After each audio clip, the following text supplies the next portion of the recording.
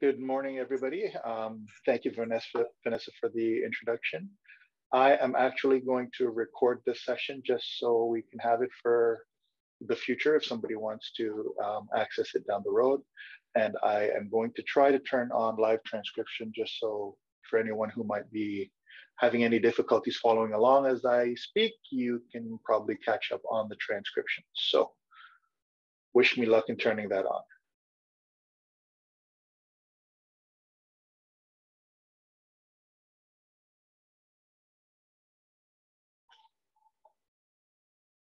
Okay, so let me know if you see the live transcription.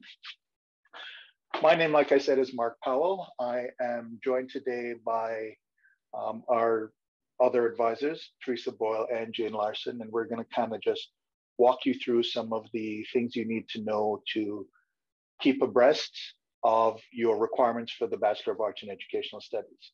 So this is just a refresher of your degree requirements, the courses that are coming up, etc.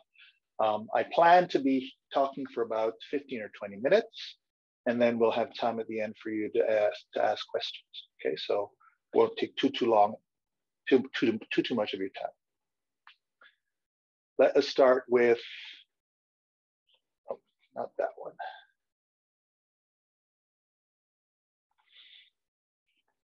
Our student services team. I mentioned Teresa and Jane. The other person you will sometimes get to meet will be Sering-Yan Chen. And of course, you've already met Vanessa Graphic. So small but mighty team, okay? Currently, we are located in 3150 Victor Dadley building.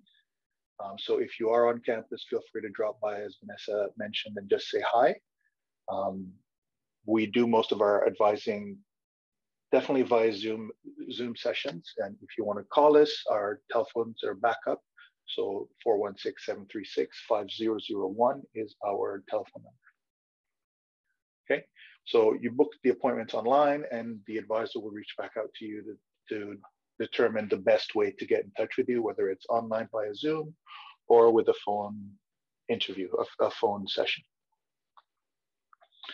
So we are talking about your Bachelor of Arts in Educational Studies. As you should know, you are all probably enrolled in 120 credits, so honors degree program, okay? You're required to complete 120 credits with a minimum overall cumulative grade of C+, so 5.0 GPA. Within that 120 credits, there are different buckets of credits that you need to complete to satisfy your degree requirements. One of those is your general education requirements.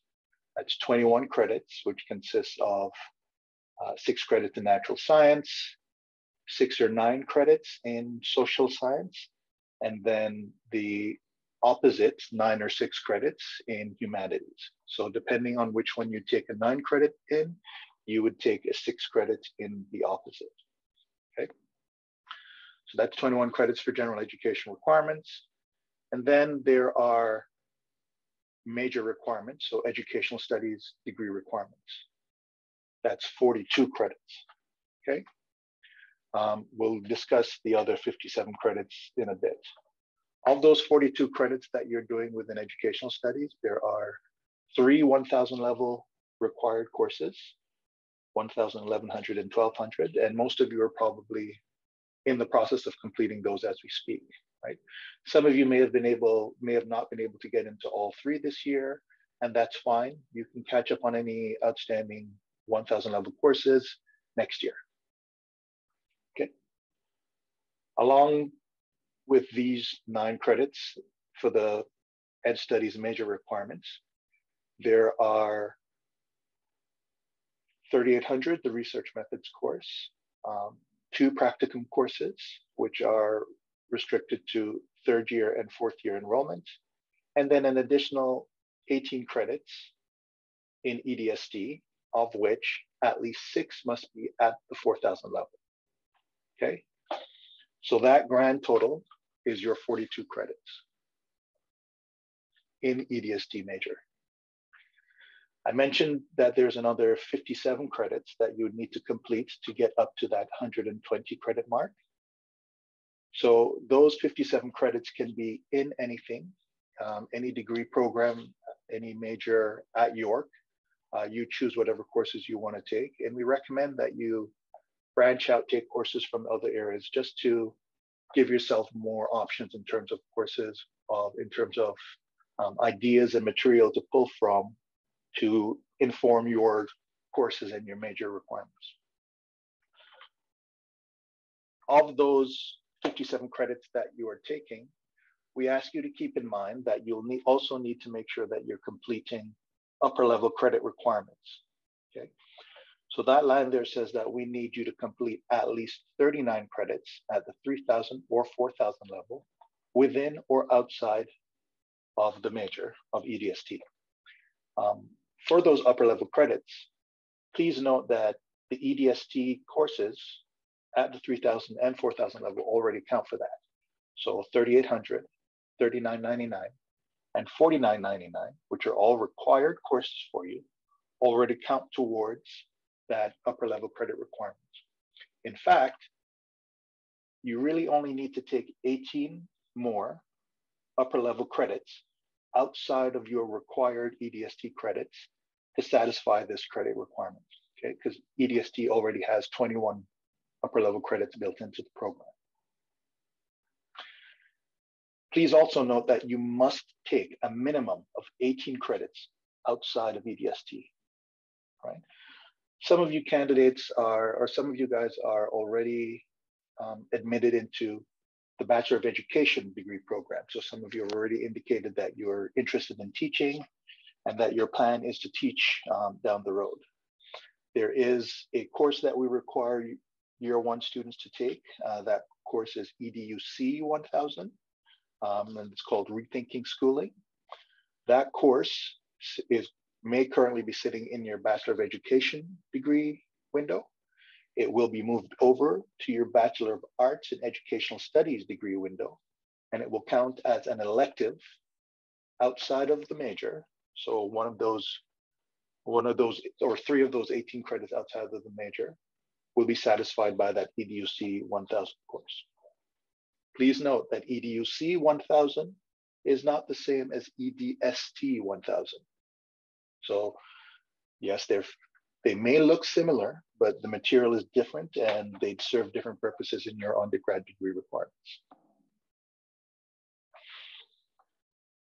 So talking about keeping track of your undergrad degree requirements, York University has a degree progress tool that allows you to check to see the courses that you've enrolled in and completed and see where they fall towards your degree requirements, okay?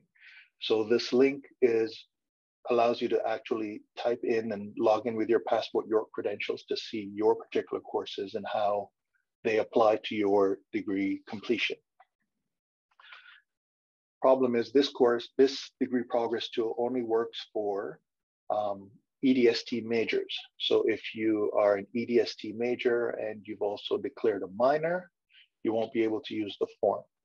If you are a major in another subject and you've declared a minor in EDST, you won't be able to use the form.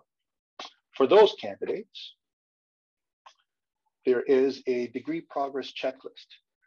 Some of you may be familiar with this. You may have already had an advising appointment and been given this.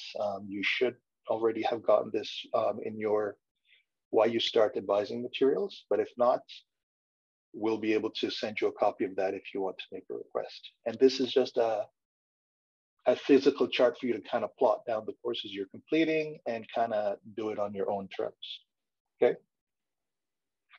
And if you want a copy of this, like I said, we'll make it available to you. So for enrolling in courses, for the vast majority of you, you should be complete. You should be all in year one, so you should be completing at least 24 credits. Hopefully, you're able to complete at least 24 credits by the end of summer. That will make you eligible to move to year two. Okay. You are allowed to enroll in summer courses. There are a few EDST options available. But keep in mind that you also need to complete credits outside of EDST, and you can try to enroll in some of those this summer as well. Summer enrollment windows are planned for April. And if you click on My Online Services from the current students page, you should be able to scroll down to manage my enrollment in courses, log in with your passport, your credentials, and then see your enrollment access times for the summer. I don't believe the fall ones are up there yet. So you'll definitely be able to see your summer 2022 enrollment window. The courses that are going to be available this summer, for those of you who are interested, are here. And keep in mind, there's 3 different terms, and the dates for each of those terms are visible or available there. And you can choose which term you want to take those courses if you choose to take courses. You're not required to. You're more than welcome to take your summer off and complete the courses during the academic year, during the fall winter terms. Notice that there are no required courses offered during the summer. Okay, so you won't see EDST 1000, 1100, or 1200, or even 3800 offered this summer. For the most part, the required courses are only offered during the fall and winter terms. I don't know that that's going to be changing anytime soon. For the fall winter term, there are, of course, all the required courses being offered, as well as quite a bit of courses, another chunk of courses for you to choose from to complete your degree requirements, okay? Now notice that there's courses at the 2000, 3000, and 4000 level.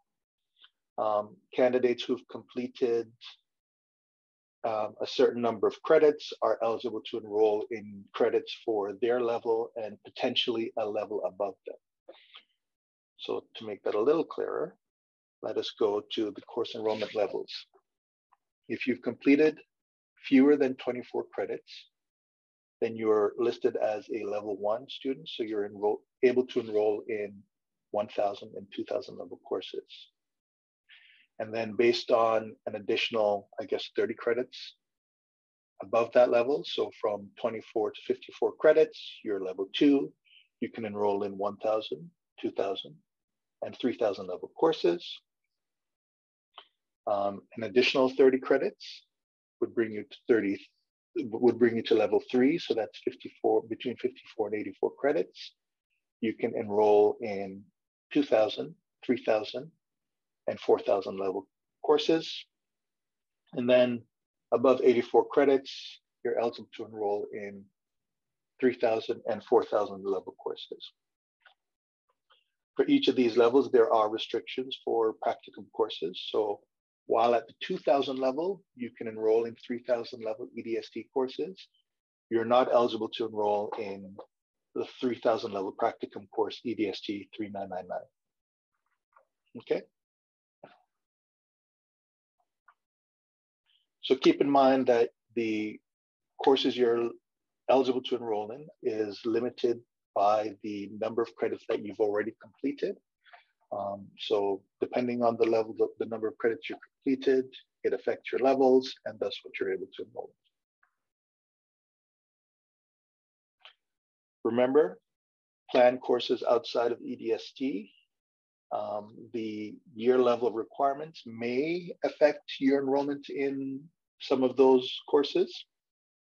And if you have any difficulty enrolling in courses from outside of EDST, we do direct you to contact the department that governs those courses. And there is a directory online that you can look for the courses and see what department you should contact to get permission for those courses. For the most part, you should be fine.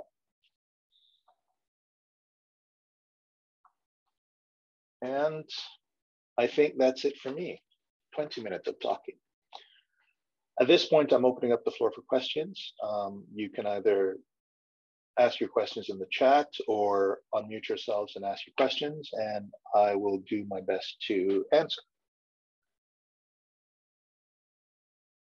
Or if you want to put your hands up and I'll call on you from the chat.